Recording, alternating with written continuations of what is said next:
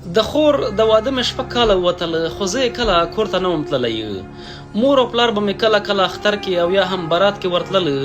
یو ورځ په خپل اتاق کې ناستم چې ښځه مې راته په خبرو پیل وکړ چې سړی خفه نه شي، دا ستا خور چې دلته راځي بچي ټول د کور حالات خراب کړي، خرچې ډبلې شي او کور هم ګډوډ کړي. او ستا مور خو ورته کله په پاکټ کې د صابون پاکټونه بند کړي، کله ورته کالي ورکوي، کله ورته د ورجو څخه پلاستیکونه ډکوي. نو ته داسې وکړه چې مور ته دې ووایه چې دا خو زموږ کور دی، کوم د خیرات او زکات مرکز نه دی او دا کارونه دې نور دلته نه کوي. د ښځې په دې خبرو سره مور ته ډېر غوسه شوم چې په دې سختۍ یې زه ګټم او مور مې خور ته ورکوي. ورځې تېرېدې چې یو ورځ مې خور کور ته راغلې وه، وړوکي بچي د ماما کور ګڼلو خوشحالۍ له وجې منډې او رامنډې وهلې چې د ټي وي ریموټ یې مات کړ.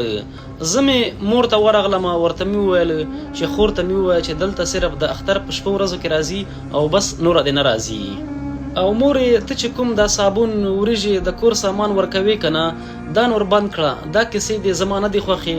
مور مې غلې ناسته وه، هېڅ یې ونه ویل، ګویا هغې سره هم د خپل سرپناه غم و، ځکه چې نن سبا خو چې زامن وادونه وکړي بیا مور او پلار هم هیر کړي او یا هم زما د خور بېوسۍ هوش او حواس غلي کړي وو. زه پوه نه وم، خو خور مې زما ټولې خبرې په بله کوټه کې اورېدلې وې، هېڅ یې هم راته ونه ویل. مازدیګر 4 بجې شوې، خور مې خپل بچي تیار کړي وو، راغږ یې کړل، وروره موږ خو دا د موټرو تر اډې پورې ورسوه. ما ورته د دروغو یو ست وکړ چې څو ورځې به دې تېرې کړې وي که نه. خور مې مسکی شوه، وایي نه وروره خیر اوسې، د ماشومانو رخصتي خلاصه شوې ده، باید موږ ولاړ شو. څه وخت وروسته موږ دواړه ورونو خپل منځ کې ځمکه تقسیموله چې مور مې خور هم راغوښتې وه. مور مې په دې تاکید کوو چې باید خور ته هم یو څه برخه ورکړی، خو موږ مکمل د خور له برخې انکار وکړ او ورته مو ویل چې هیڅ یې حق نشته. خور ته مې یو څه بد ردې هم وویلې، خو هغه غلې ناسته وه. له شا مې ښځې هم راغږ کړ، وایي دا خو د سوال ځای نه دی، زموږ خپله بچي همدې ځمکې ته ناست دي، هر څوک به خپل کار کوي. مشر ورور مې بیل شو.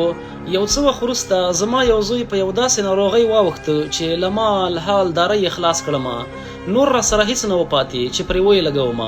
ښه قرضداری هم شوم، د کور د خوراک څښاک لپاره، د سودا اخیستلو لپاره هېڅ درک نه لګېدو د پیسو.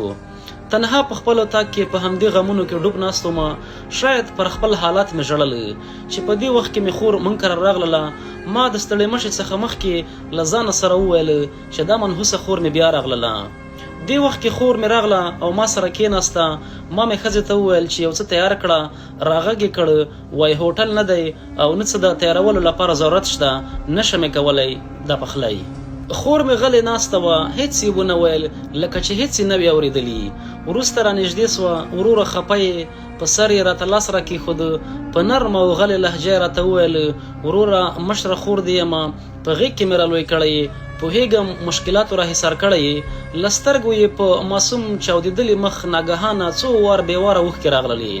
څو ځل یې دال پاس تکرار کړل، خور دې له تا قربان شي وروره، راته یې وکړل وګوره که نه څو تاره ویښته دې هم سپین شوي دي، ولې فکرونه کوې. وروره بچي مې مکتب کې و، ما ویل په منډه به مې د ورور وګورم، نو ځکه راغلم.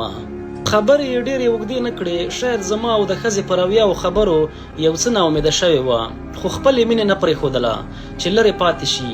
خپل د څادر پسکي ته یې لاس کړ، یوه تړلې غوټه یې راخلاصه کړله، راته یې وویل ته لیونی یې وروره هسې خفه کېږې، خور خو دې شته. له همدې سره یې خپل د ناوېتوب 4 د سرو زرو بنګړي راکړل، وایي وروره دا واخله او دا درته خرڅ کړه، یو څه وخت به دې د کور او د زوی علاج پرې وشي. دا مې همدې سختې ورځې ته ساتلي وو. بیا یې لاس کړ، د غوټې له څنګې څو لیدلې پیسې را واخیستې چې د ټیکري پیڅکه پورې تړلې وې. وایي دا ټول د 10 او 20 او 50 روپو نوټونه دي، ګویا همدا یې جمع شوې خزانه وه. زما له خولې هېڅ خبره نه وتله، شاید په کړیو کارونو مې پښیمانتیا همدا خاموشي وه. راته یې وویل وروره ستا دې قسم وي که د دې بنګړو باره کې به چاته څه وایې. له مینې یې ښکل کړم په تندي باندې، همغه خپلې ټولې 1000 روپۍ راکړې، وایي وروره په دې باندې مې ورورونو ته غوښه راوړه چې خوشحاله شي. نور یې د خبرو تاب نه درلوده، همداسې په اوښلنو سترګو تیزه تیزه روانه شوه. شاید خپلې اوښکې له ما پټولې، غوښتل یې کومې چې له ما سره د مینې په خاطر تویولې. چې روانه شوه شاته پښو ته مې چې لیدل شکېدلې یو څو ځایه ګنډل شوي بوټان یې پښو کړي وو. یو زوړ ټیکری پر سر وو، هر وخت به چې راتله همدا یو ټیکری به یې پر سر وو. شاید د بل د اخیستو تاوان نه وو. زه په دې صحنه کې د خور فداکارۍ ته حیران پاتې وم او هیڅ مې نشو ویلی.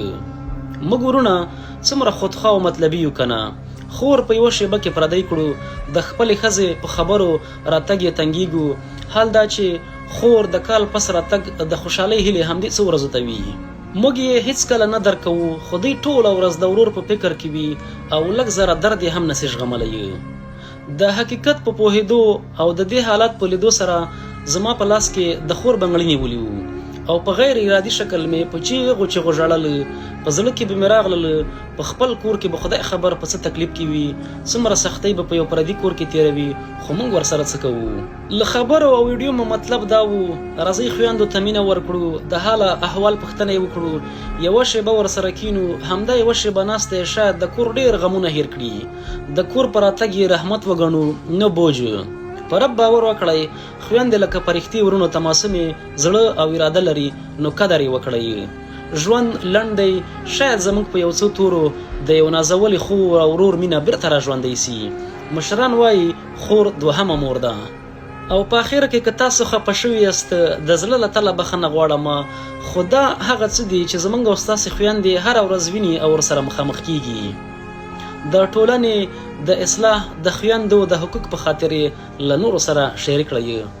زه ستاسو ورور ستاسو ملګری امان لاجبرزی.